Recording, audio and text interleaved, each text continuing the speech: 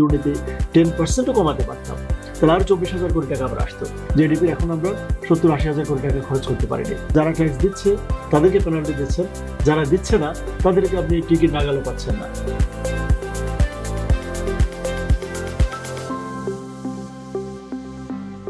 আসসালামু আলাইকুম, আপনাদের সকলকে স্বাগত জানাচ্ছি কোপিং উইথ এনইসি 101 এর আরো একটি পর্বে। আপনাদের সঙ্গে আছি আমি তাসফিয়া রহমান সিনথিয়া। আজ আমাদের সঙ্গে অতিথি হিসেবে আছেন professor doctor AKM Waresul Karim sir, dean of school of business and economics.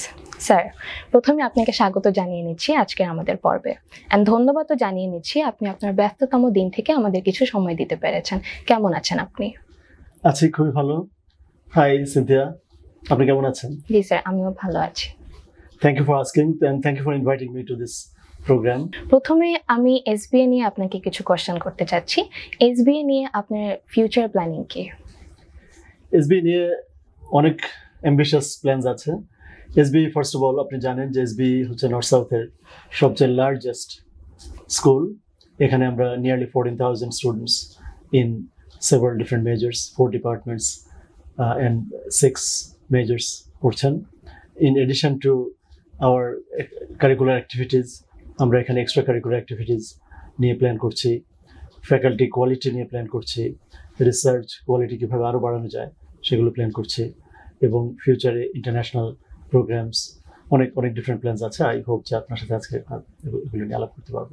SBA এর এই উচ্চমান বজায় রাখতে কি কি পদক্ষেপ নেওয়া হচ্ছে? এসবিএ উচ্চমানের জন্য আমরা নাম্বার 1, আমরা অলরেডি বাংলাদেশের সবচেয়ে ফার্স্ট হাইয়েস্ট র্যাঙ্কিং ইউনিভার্সিটি। এর মধ্যে আমরা চাচ্ছি যে আমাদের টিচিং, অ্যান্ড আই বিলিভ যে টিচিং নর্থ সাউথকে বর্তমান পর্যায়ে মানে teaching is one of our strengths, major strengths. Although আমরা রিসার্চ ইন্টেন্সিভ ইউনিভার্সিটি করার কথা গত কয়েক বছর আগে প্ল্যান নিয়েছি।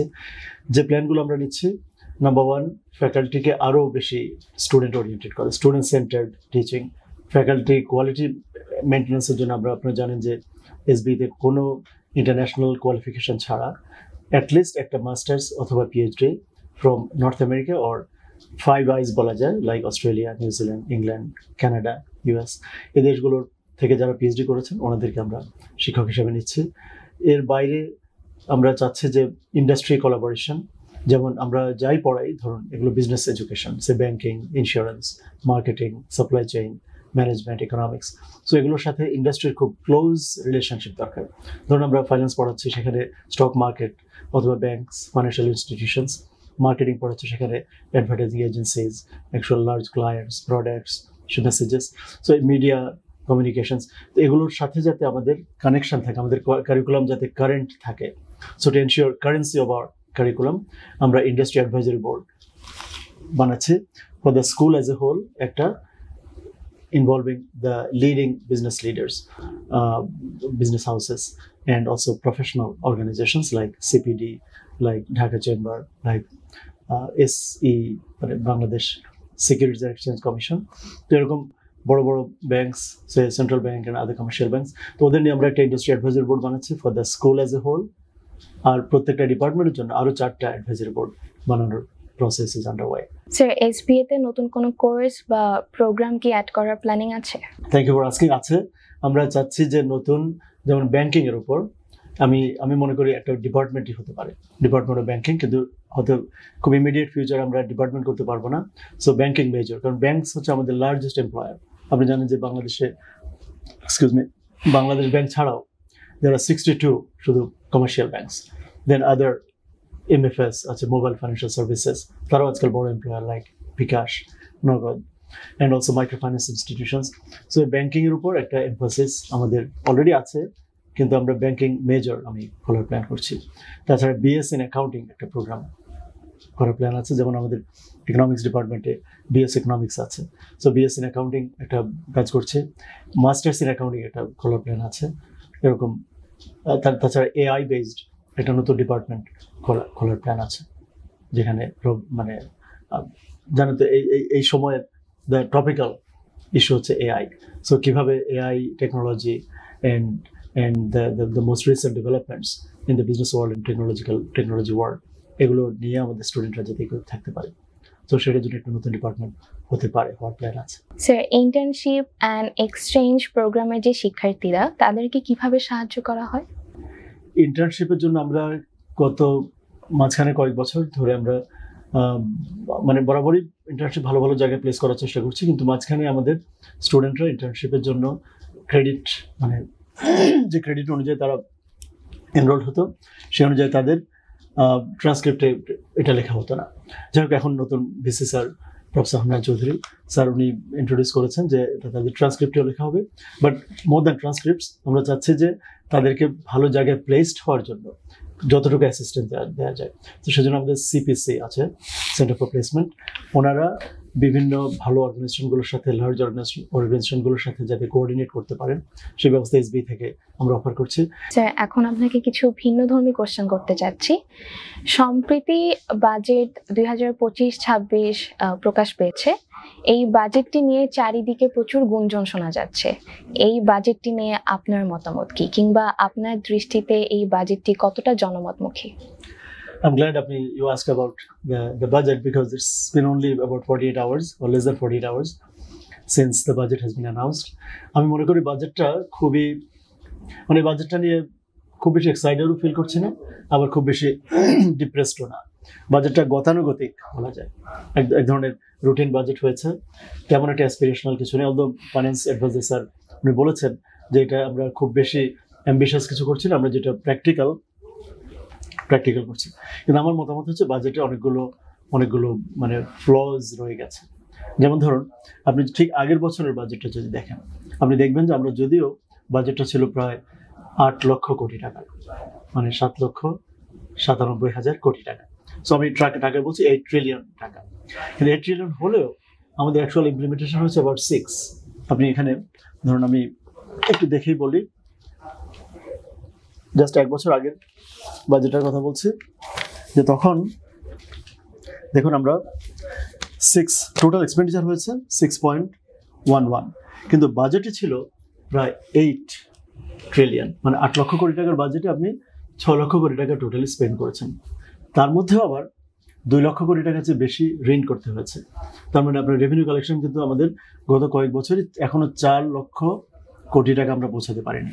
সো আপনি আশা করি জিনিসটা গ্যাপটা বুঝবেন, যে 4 লক্ষ কোটি টাকা যেখানে আপনি রেজ করেন সেখানে ঠিক আছে বড় করছেন আরো হয়তো 2 লক্ষ কোটি, 6 লক্ষ, তাহলে 6 লক্ষ আমরা যদি সবাই জানি যে 6 লক্ষ কোটি টাকাই আবার আসলে কাজে লাগবে, খরচ করবো ইনক্লুডিং ডেভেলপমেন্ট বাজেট, যেটা এডিপি বলি আমরা, অ্যানুয়াল ডেভেলপমেন্ট প্ল্যান, তাহলে সেখানে 8 লক্ষ কোটি টাকার বাজেট কেন আমি মানে প্রিপেয়ার করছি? বলতে পারেন যে স্যার বিশ্বাস হলে ক্ষতি আছে।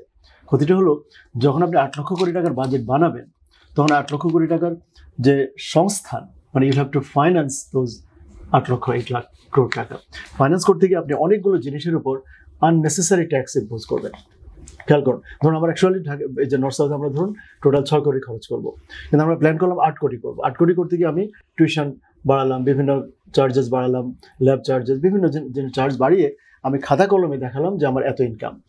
এতে করে যে স্টুডেন্টরা আমার যারা কমপ্লায়েন্ট ট্যাক্স পেয়ার্স, তারা তো হাই রেটই দিচ্ছে। খেয়াল করুন, আমি কিন্তু হায়ার রেট ইন্ট্রোডিউস করছি বছরের শুরুতে, করতে গিয়ে তাদের উপর হাই রেট ইম্পোজড হলো। হাই রেট হওয়ার কারণে এক্সপেন্ডিচার কমে গেল, কনসামশন কমে গেল, ইনভেস্টমেন্ট কমে গেল, অ্যাক্টিভিটিস কমে গেল, মানে ইকোনমিক অ্যাক্টিভিটিস। বরং আমি যদি বছরের শুরুতে জানতাম বা ধরে নিতাম যে আমার 6 লাখ টাকায় দরকার বা 6 কোটি টাকা দরকার, তাহলে সেভাবে লোয়ার রেট আমি অ্যাফোর্ড করতে পারতাম। হয়তো লোয়ার রেটে কনসামশন বেশি হতো, ইনভেস্টমেন্ট বেশি হতো। এখন এবারও আবার একই, এরপরের বছর এই যে মানে জাস্ট কনক্লুডিং ইয়ার যেটা 24-25, সেখানেও 7,97,000 কোটি টাকা ছিল, কিন্তু অ্যাকচুয়ালি এডিপিরও আমি জাস্ট কয়েক সপ্তাহ আগে পর্যন্ত আপ টু ডেট দেখেছি যে এডিপির এখন আমরা 70-80 হাজার কোটি টাকা খরচ করতে পারি নাই। তার মানে আমাদের আসলে অত টাকা দরকারই নেই, অথবা ওই পরিমাণ প্রজেক্ট ইমপ্লিমেন্ট করার আমাদের সক্ষমতা, যেটাকে বলে ক্যাপাসিটি, এখনো বিল্ড হয়নি। তো ক্যাপাসিটি যেখানে নেই, আপনার কাজে লাগবে না। আপনি বুঝতে পারছেন, ধরুন আপনার আসলে এখন ওই পরিমাণ প্যাসেঞ্জার নেই, ওই পরিমাণ অতগুলো গাড়ি আপনি আপনার কোম্পানিতে কিনতে পারছেন, কিন্তু বাজেট করে ফেলেছেন। তো এবারও তাই 8 লক্ষ কোটি টাকার মতো বাজেট ছিল, এবং আলটিমেটলি হয়তো 6 লক্ষ কোটি টাকা পরিমাণ আমরা খরচ করব। তার মধ্যে আবার রেভিনিউ এখনো 4 লক্ষ কোটি টাকা উঠাতে পারিনি। এবং আমি মনে করি এটা আমাদের স্টুডেন্টস বা যারা শুনছেন, আমাদের পেট্রনস, শুভানিধ্যায়ী, ওনাদের জানা দরকার যে এই বাজেটটা বরাবর আমরা, আমার কাছে মনে হয় যে আমরা ওই যে ছোট বাচ্চারা যেমনি অনেক অ্যাম্বিশাস প্ল্যান করে, এবং ওই যে নিউ ইয়ার রেজলিউশনের মতো যে এই বছর আমি অবশ্যই মানে ফিটনেস এর উপর জোর দেবো, স্মোকিং করে থাকলে এটা ছেড়ে দেবো, আর্লি টু বেড, মানে অনেক ধরনের আমরা প্রমিস করি, এবং এটা ভালো। কিন্তু এটা এটা এটা কিন্তু একটা সিরিয়াস বিজনেসে আপনি এত বেশি যেটা পারবেন না, আনরিয়ালিস্টিক, বা যদি করেনও আনরিয়ালিস্টিক যদি করেনও, আপনি হায়ার ভলিউম রাখা উচিত ছিল, মানে লো ট্যাক্স বাট ওয়াইডার কাভারেজ। কদিন আগে দেখুন সিপিডি একটা রিসার্চ করে বলেছে প্রায় 2,40,000 কোটি টাকা, প্রায় 2.4 ট্রিলিয়ন টাকা এটা দুর্নীতির কারণে লিকেজ হয়, মানে আমাদের রেভিনিউ কালেকশন হয় না। তাহলে আমি সেখানে যদি দুর্নীতি 10%ও কমাতে পারতাম, তাহলে আরও 24,000 কোটি টাকা আবার আসতো। যদি 20% কমাতে পারতাম, তাহলে আবার 48,000 বা এই পরিমাণ, সেদিকে এমফাসিস দেওয়া দরকার ছিল, যে দুর্নীতি কমিয়ে, অথবা মানুষের কাছে বলা যে তুমি কম ট্যাক্স দাও কিন্তু সবাই দাও, সেটা না করে আমরা কি করলাম, ট্যাক্স রেট বাড়ালাম। অনেক জায়গায় ভিএটি বেড়েছে, পার্টিকুলারলি যে পার্সোনাল ইনকামের উপর, সেখানে আগে হাইয়েস্ট রেট ছিল 25%, এখন হয়েছে 30%। তার মানে গ্র্যাজুয়ালি প্রত্যেকটা স্ল্যাবে ট্যাক্স রেটটা বেড়েছে। সো যারা ট্যাক্স দিচ্ছে তাদেরকে পেনাল্টি দিচ্ছেন, যারা দিচ্ছে না তাদেরকে আপনি টিকিট নাগালও পাচ্ছেন না, আমি বলছি। সো সেজন্য এটা ভালো ট্যাক্স পলিসি, মানে ভালো বাজেট বলা যাচ্ছে না। ভালো বাজেট হতো, number one, it should have been more realistic. এবং আমি মনে করি এবারও 8 লাখ কোটি টাকা খরচ করা যাবে না, করা যাবে 6 লাখ কোটি টাকা, এবং 6 লাখ কোটি টাকারই বাজেট করা দরকার ছিল। আর এটা হলো রেভিনিউ বাজেট। এবার দেখুন 5 লক্ষ, আই থিঙ্ক 5 লক্ষ, মানে ইনক্রেডিবল, 5,64,000 কোটি টাকার রেভিনিউ বাজেট করেছেন। তাহলে দেখুন আপনি যেই মাসে দাঁড়িয়ে বাজেটটা দিচ্ছেন, জুনের 1 তারিখ বা 2 তারিখ, সেই জুন পর্যন্ত আপনি জানেন যে আপনি 4 লাখ কোটি টাকাও রিচ, অ্যাকচুয়ালি 3 লক্ষ কোটি টাকাও আনটিল এপ্রিল। প্রথম 10 মাসে 2,79,000 কোটি টাকা রিচ করেছেন। আপনি খুব ইজি কিন্তু মনে রাখা, আপনি এজ এ জার্নালিস্ট আপনি এগুলো নিশ্চয়ই আপনার জন্য মানে ব্রেড অ্যান্ড বাটার। 2,79,000 কোটি টাকা আপনি 10 মাসে রেজ করেছেন। তাহলে 2 মাসে আর কত করতে পারবেন? ধরো আমার 40,000 কোটি টাকা করবেন মাসে, যদি আমি 30,000 কোটি টাকা করে আপনাকে দেই, তাহলে আরো 60,000 কোটি, বা আরো বাড়িয়ে দেন 70,000 কোটি, তাহলে কত হয়? এবার 3.5 লাখ কোটি টাকা। আপনি তো 4 লাখ কোটি টাকা রেজ করতে পারছেন না। আগের বছর আপনার প্ল্যান থাকা দরকার ছিল ম্যাক্সিমাম 4-এ পৌঁছানো, আর এই বছর গ্রোথ হয়েছে 2.97%, মানে রেভিনিউ গ্রোথ। এমনি ইকোনমিক গ্রোথ অ্যাবাউট 3 এর যে সামান্য বেশি। সো যখন আপনি 4 লক্ষ কোটি টাকা যদি রেভিনিউ বাজেট ধরতেন, 5,64,000 কোটি টাকা না ধরে, আমি সরি যে আমি নাম্বারসের মধ্যে আটকে ফেলছি, মানে মোট কথা হচ্ছে 4 লাখ টাকা রেজ করার কথা যদি আপনি ভাবতেন, এখন আপনি ভাবছেন 5,64,000 কোটি টাকা উঠাবেন। এই টাকা আপনি উঠাতে পারবেন না, আর উঠানোর দরকারও নেই, কারণ আপনি তো এত খরচ করবেন না। বুঝতে পেরেছেন? আপনি যে প্রজেক্টগুলো, ধরুন অনেকগুলো প্রজেক্ট আমরা নেই, আমরা মনে করি 70% শেষ করতে পারবো, কিন্তু আমরা শেষ করি 30%। যে হোমওয়ার্ক করার মতো, অ্যাসাইনমেন্ট করার মতো, যে আজকে শেষ করবো, কিন্তু আসলে আজকে না পারেন, আপনি কাল পরশুর মধ্যে ঠিকই শেষ করছেন, হয়তো এক্সটেনশন নিচ্ছেন।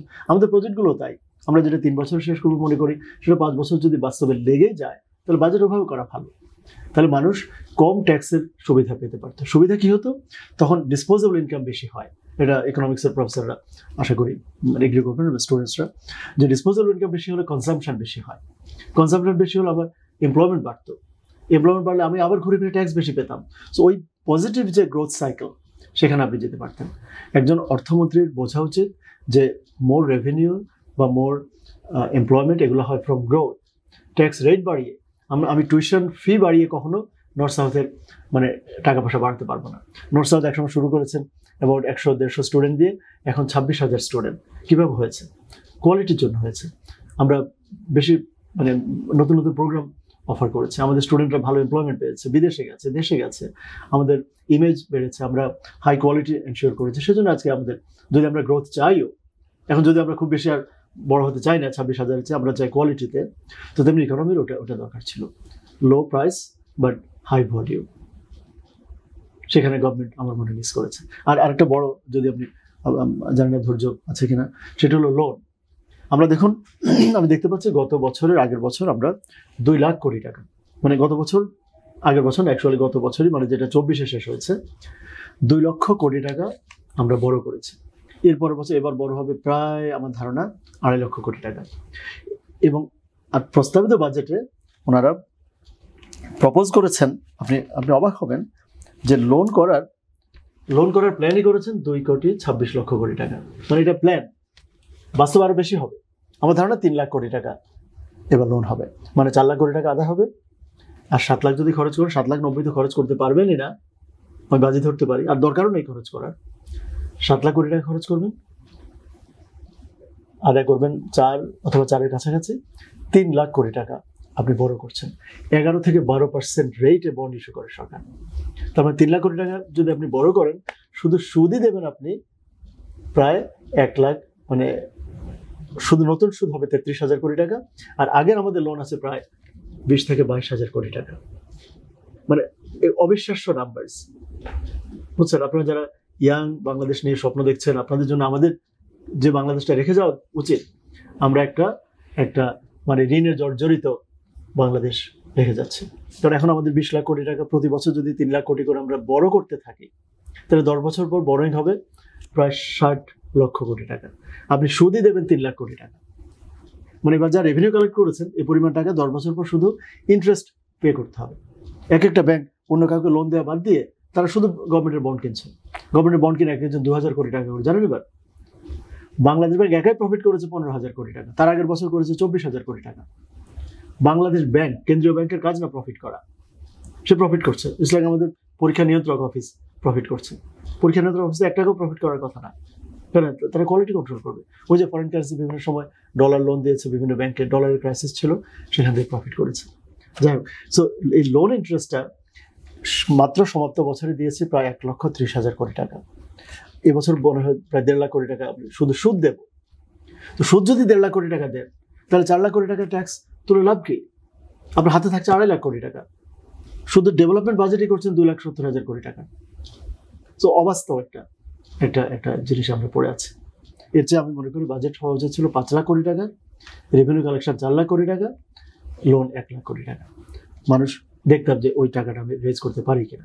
আর যদি আপনি অপচয় বন্ধ করেন, দুর্নীতি বন্ধ করেন, অফকোর্স আমাদের প্রচুর অপচয় হয়। সিবিডি বলেছে 20% অপচয় হয়।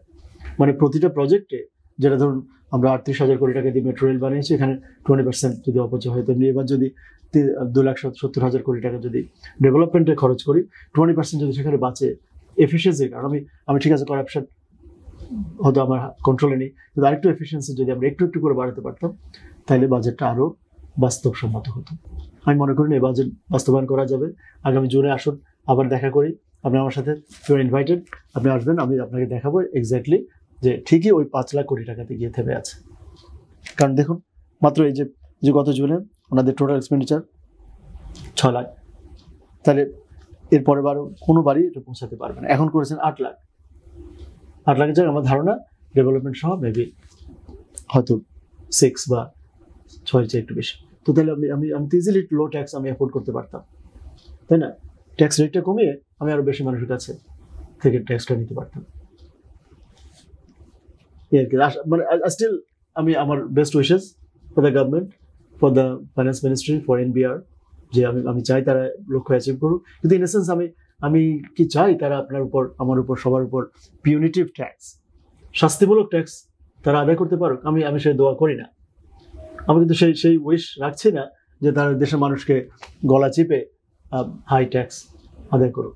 এবার আপনি অবাক হবেন, একটা জিনিস করেছে, মিনিমাম ট্যাক্স বলেছে 5,000 টাকা। মানে আপনি আমি সবাই, একটা স্টুডেন্ট যে টিউশন করে পড়ে, যার হয়তো বাবা নেই বা মা নেই, বা বাবা মা দুজনের কেউ নেই, তারও 5,000 টাকা ট্যাক্স দিতে হবে। এটা তো একটা অবিচার। থাকা উচিত ছিল মিনিমাম অ্যাসিস্ট্যান্স, যে আপনি যেই হন না কেন আপনাকে সরকার কমপক্ষে 5,000 টাকা আপনাকে ভাতা দেবে। স্টুডেন্ট অ্যালাউন্স হোক, বেকার ভাতা হোক, স্টুডেন্ট লোন হোক, কিছু নেই, বলা হচ্ছে মিনিমাম ট্যাক্স। তার মানে এই দেশের নাগরিক হওয়ার কারণে আপনাকে সর্বনিম্ন আপনি যেই হন, এটা তো অবাস্তব। স্যার, ক্ষুদ্র উদ্যোক্তা ও কৃষকরা এই বাজেট দ্বারা কতটা উপকৃত হবে বলে আপনি মনে করেন? ক্ষুদ্র উদ্যোক্তাদের জন্য তো কিছু নেই, জানেন। অনলাইনে যারা শাড়ি কাপড় বিক্রি করে তাদেরকে ধাওয়া করছে সরকার বলছে যে ধরুন আপনি একটা অনলাইনে একটা ফেসবুক পেজ খুলে আপনি বলছেন যে আমার কোনো হ্যান্ডিক্রাফটস আপনি বিক্রি করবেন, অথবা আপনি মানে আধুনিক জামা কাপড়, ফ্যাশন এগুলো মার্কেটিং করছেন, অথবা কোনো কন্টেন্ট করছেন, আপনাকে গভর্নমেন্ট ধাওয়া করছে। তাদের তাদের উপর ট্যাক্স, এবং তাদেরকে ঠিক আছে ট্যাক্সের আওতায় হয়তো আনা যায়, কিন্তু এগুলো এনকারেজ করার কথা। আমি যদি ফ্রিল্যান্সিং এনকারেজ করি, সফটওয়্যার ডেভেলপমেন্ট এনকারেজ করি, আমি যদি চাই আমাদের ইয়াং পিপল তারা নতুন নতুন প্রোগ্রাম লিখুক, নতুন নতুন কোডিং করুক, নতুন একটা টেকনোলজি মানে ইনোভেট করুক, ইনোভেশনের জন্য আমার রীতিমতো তাদেরকে প্রণোদনা দেওয়ার কথা ছিল, যেটাকে আমরা ইনসেন্টিভ বলি। সো দ্যাট আপনি উৎসাহিত হন যে ঠিক আছে আমাকে গভর্নমেন্ট লোন দিচ্ছে, আমাকে বলছে তোমাকে আমরা এই ধরনের প্রোগ্রামে আমরা ফ্রি একটা ট্রেনিং দেবো, সেগুলো না দিয়ে বলা হচ্ছে যে তুমি ওই যে 5,000 কত টাকা শাড়ি বিক্রি করো সেটার উপর আমি ট্যাক্স আদায় করবো। আমার মনে হয় ক্ষুদ্র উদ্যোক্তাদের জন্য তেমন কিছু নেই, আরও ডিটেইলড হয়তো দেখলে মানে তেমন কারোর জন্যই কিছু নেই। ওনারা করেছেন সব জায়গায় যে কয়েকটা আইটেম একটু কমিয়েছেন, চাল ডাল সহ কয়েকটা তাৎক্ষণিক, আর বাট মেজরিটি ক্যাপিটাল ইনভেস্টমেন্টের জন্য ইন্টারেস্ট রেট স্টিল হাই, ওই যে ইনফ্লেশন কমানোর জন্য বলেছেন। সো গার্মেন্টস ওনার্স মানে কস্ট অফ ডুইং বিজনেস কমছে না, আর বেড়ে যাচ্ছে, এবং ক্ষুদ্র উদ্যোক্তাদের জন্য দুশ্চিন্তার কারণ আছে। যে বললাম যে ট্যাক্স রেট বেড়েছে, আর মিনিমাম ট্যাক্সের যে থ্রেশহোল্ড ছিল যে ট্যাক্স ফ্রি ইনকাম, সেটাও 1 টাকাও বাড়ানো হয় নাই। তো ইনফ্লেশন 9% যদি ইনফ্লেশন হয়, সেখানে তো 3,75,000 9% কত, প্রায় 36,000। সে অনুযায়ী আমার যার গতবার ইনকাম ছিল 3,75,000, তার তো এবার ইনকাম হওয়ার কথা 4 লক্ষ। ইনফ্লেশন তো সে এখন অতিরিক্ত উল্টে ট্যাক্স দিচ্ছে। আমার মনে হয় এটা ইকোনমিকে ডিপ্রেস করবে। হ্যাঁ, সরকার সবাইকে চাকরি দেবে না, দেওয়ার দরকার নেই। আমি ব্যাঙ্কগুলোকে এক্সপ্যান্ড করবো, MFS এক্সপ্যান্ড করবো, স্মল বিজনেসেস এক্সপ্যান্ড করবো, রিটেইলিং বা যে আমাদের এগ্রিকালচার, কীভাবে এগ্রিকালচারাল প্রসেসিংয়ে অনেক বড় বড় ইন্ডাস্ট্রি হতে পারে। গার্মেন্টসের ব্যাকওয়ার্ড লিঙ্কেজ যেমনি হয়েছে, এগ্রিকালচারের তেমনি ফরওয়ার্ড লিঙ্কেজ ব্যাকওয়ার্ড লিঙ্কেজ হতে পারে। আমাদের রাস্তাঘাট বানানো, আমাদের প্রাইমারি স্কুলগুলো সংস্কার, যেটা আমি আমেরিকা দেখে এসেছি যে বারাক ওবামা এর আগের ফাইন্যান্সিয়াল ক্রাইসিসে সে বললো একটা স্টিমুলাস, যে আমাদের কোনো কাজ নেই, স্কুলগুলোকে বললো তোমার কোনো রিপেয়ার দরকার কিনা, তুমি লিস্ট দাও। তো সবারই তো ধরুন স্কুল কলেজ, আপনার পুরানো ঘর বাড়ি, সেগুলো এরা বললো আমার এখানে রিপেয়ার দরকার, বিল্ডিংটাকে বাড়ানো দরকার, এখানে রুফিং দরকার, আমাদের ছাদ দরকার, জানালা দরকার। এরকম অ্যাক্টিভিটিস দিয়ে আমরা করতে পারতাম, এবং সেটার জন্য যদি বড়ও করতে হতো, বড়োইংয়ে কোনো প্রবলেম নেই যদি কস্ট অফ বড়োইং কম থাকে। আমাদের লোনের পরিমাণ কিন্তু ভয়ঙ্কর না, কিন্তু আমরা হাই ইন্টারেস্ট রেটে যেহেতু লোন করি, সেজন্য আমাদের ইন্টারেস্ট পেমেন্ট মানে কস্ট অফ বড়োইংটা ভয়ঙ্কর। স্যার, বাজেটের এই যে টেকসই উন্নয়ন লক্ষ্য পূরণে কতটা অবদান রাখে? আপনি একটা সহজ কথা বলি, ধরুন 450 টাকা, মানে এখন $450 বিলিয়ন হচ্ছে আমাদের জিডিপি। এই জিডিপির আবার 8% আমরা আমাদের ট্যাক্স, বাজেট ধরুন আবার 10% যদি লোন সহ ধরি 10-11%। তার মানে মূল লক্ষ্য মানে গ্রোথটা বা ডেভেলপমেন্ট হয় ফ্রম দ্য প্রাইভেট সেক্টর। ধরুন আমরা অনেকে কিন্তু সরকার থেকে বেতন পাই না, আমরা পাই এই যে আমি নর্সার থেকে পাই, আপনার আব্বু হয়তো যিনি ইদার সেলফ এমপ্লয়েড অথবা ডাক্তার অথবা ইঞ্জিনিয়ার অথবা উনি সরকারি কর্মকর্তা হলো, কোনো মানে উনি খুব বেশি যে সরকার থেকে নিচ্ছেন তা না। মানে দেশের কয়েক কোটি মানুষ এখন কাজ করে, এর মধ্যে সরকার চাকরিতে মাত্র 14-15 লাখ। তো বাকি মানুষের এমপ্লয়ার কারা? তারা সাধারণ মানুষ, মানে যিনি এমপ্লয়ার, ধরুন আমি এখানে এমপ্লয়ি, আবার আমি আরেক জায়গায় 2জন কত চাকরি দিচ্ছি, একটা গাড়ি ড্রাইভার রাখছি, একটা দারোয়ান রাখছি, তাই না, এটা রান্নাবান্নার জন্য মানুষ রাখছি। এভাবেই কিন্তু যদি আপনি আরও বড় স্কেলে দেখেন যে একটা দোকানদার, সে নিজে প্রাইভেট, কিন্তু সে আবার 4-5 জনকে এমপ্লয়মেন্ট দিচ্ছে, ডিপেন্ড করে বড় হলে 50 জনকেও দিচ্ছে, এটা প্রাইভেট হসপিটাল 17 মানুষকে এমপ্লয়মেন্ট দিচ্ছে। তো এইসব জায়গা থেকে কিন্তু ইকোনমিক ডেভেলপমেন্টটা হয়। এখন টেকসই ডেভেলপমেন্ট কিছুটা এবার গভর্নমেন্ট টেকসই করার কথা বলছে, যে এমন কিছু না করা যেটা আমি সাস্টেইন করতে পারবো না, যেটা বারবার করতে পারবো না, তাই না, একবার করলাম চমক দেখানো, এটা না করে আমার মনে হয় ইন এ সেন্স ভালো করেছে। আরও কিছু অ্যাম্বিশিয়াস প্রজেক্ট না নিয়ে কারেন্ট প্রজেক্টগুলো শেষ করার উপর গুরুত্ব দিয়েছেন সরকার। যেমন আমরা ওই যে ইলেকট্রিসিটিতে আমাদের যা দরকার তার চেয়ে অনেক বেশি ইলেকট্রিসিটি ক্যাপাসিটি ডেভেলপ করলাম, করতে গিয়ে অনেকের সাথে চুক্তিবদ্ধ হলাম। যে চুক্তিটা কি জানেন, যে আপনি ক্যাপাসিটি ট্যাক্স মানে ক্যাপাসিটি চার্জেস বলি, ধরুন আপনি আমার জন্য আমার সাথে কথা বলার জন্য আপনি আজকে 1 ঘন্টার জন্য আপনাকে আমরা ইনভাইট করলাম, কিন্তু অন্য দিনগুলো আপনাকে আমরা বসিয়ে টাকা দিচ্ছি। তো এখানে আমাদের সাথে চুক্তি হচ্ছে যে যদি আমি তোমার জন্য ইলেকট্রিসিটি জেনারেট করি আর না করি, তুমি এর জন্য অনেকগুলো কোম্পানিকে প্রায় 17,000 কোটি টাকা 1 বছরে দেওয়া হয় শুধু ক্যাপাসিটি চার্জেস, তাই না। ধরুন আপনি যে কন্টেন্টটা বানাবেন, আপনি যে নিউজ সন্ধ্যার সময় টেলিকাস্ট করবেন, সেটা সাথে মানুষ আন্তর্জাতিক অন্যান্য চ্যানেলগুলোর সাথে কম্পেয়ার করবে, যে এনডিটিভি কী করছে, রিপাবলিক কী করছে, CNN, CNBC ওরা কী করছে, এটা মানুষ কিন্তু দেখবে। কারণ ইউটিউবে ঢুকলে এখন শুধু বাংলাদেশি কন্টেন্ট পাবে না সে। সো আপনাকে আমরা আধুনিক যুগের জন্য সো দ্যাট আপনি পৃথিবীর যে কোনো জায়গায় গিয়ে কাজ করতে পারেন, ভর্তি হতে পারেন, কন্ট্রিবিউট করতে পারেন, ইভেন লিভ করতে পারেন। মানে the whole world is open. সেটার জন্য প্রিপেয়ার করার, আমি মনে করি এডুকেশন আরও অনেক বেশি ইনভেস্ট করা যায়, বা আরও বেশি প্রাইভেট ইনভেস্টমেন্ট আনা যায়, এটাকে আরও কীভাবে সাস্টেনেবল করা যায়। কারণ আমাদের টেকনোলজিতে আমরা পিছিয়ে আছি। স্কুলগুলো এমনি অনেক জায়গায় টেকনোলজি আমরা অ্যাডপ্ট করেছি, বড় বড় প্রাইভেট ইউনিভার্সিটিতে হয়তো করেছি, কিন্তু লক্ষ লক্ষ স্কুল তো এই যেখানে কয়েক কোটি বাচ্চা পড়ছে, এবার 4 কোটি এখন, অবিশ্বাস্য। অনেক দেশের পুরো জনসংখ্যায় আছে 40 লাখ, নিউজিল্যান্ড যেমন, তাই না? অস্ট্রেলিয়াতে এখনও 2 কোটি হয় নাই। সেখানে আমাদের স্কুল গোয়িং, এদের জন্য আরও মডার্ন এবং অ্যাফোর্ডেবল টেকনোলজি পসিবল। কীভাবে আমরা এমন একটা বাজেট বানাতে পারি, এমন একটা গভর্নমেন্ট, কারণ বাজেট তো একটা পার্ট, শুধু ফাইন্যান্সিয়াল পার্ট। ধরুন আপনার আব্বুর শুধু টাকার পার্টটা, এর বাইরেও তো প্যারেন্টিং আছে, এর বাইরেও কিন্তু আপনাদের সাথে ওনার সেই জন্মের পর থেকে অনেক এঙ্গেজমেন্ট আছে। সো সরকারের সাথে ছেলেমেয়ের, জনগণের এই ধরনের একটা রিলেশনশিপ হওয়া দরকার। Thank you so much sir. এর মধ্যে দিয়ে আমরা চলে আসলাম শেষ প্রায়। আপনাকে অনেক অনেক ধন্যবাদ, আপনি আপনার ব্যস্ততম দিন থেকে আমাদের জন্য সময় বের করেছেন। Thank you Cynthia, but it was pleasure. আমি মানে মনে করি যে অনেক কথা বলতে পেরেছি। আপনি যে আমাকে অপরচুনিটি দিয়েছেন সেজন্য I really appreciate the time and attention, and you ask me really very very focal pointed questions. So thank you so much. Thank you so much sir. প্রিয় দর্শক, ইতিমধ্যে আমরা চলে এসেছি আমাদের আজকের পর্বের শেষ প্রান্তে। আপনাদের সকলকে জানাচ্ছি অনেক অনেক ধন্যবাদ আমাদের সাথে থাকার জন্য। পরবর্তী আরেকটি এপিসোডে আপনাদের সকলের সঙ্গে দেখা হবে। সেই পর্যন্ত আপনারা ভালো থাকবেন, সুস্থ থাকবেন। আসসালামু আলাইকুম।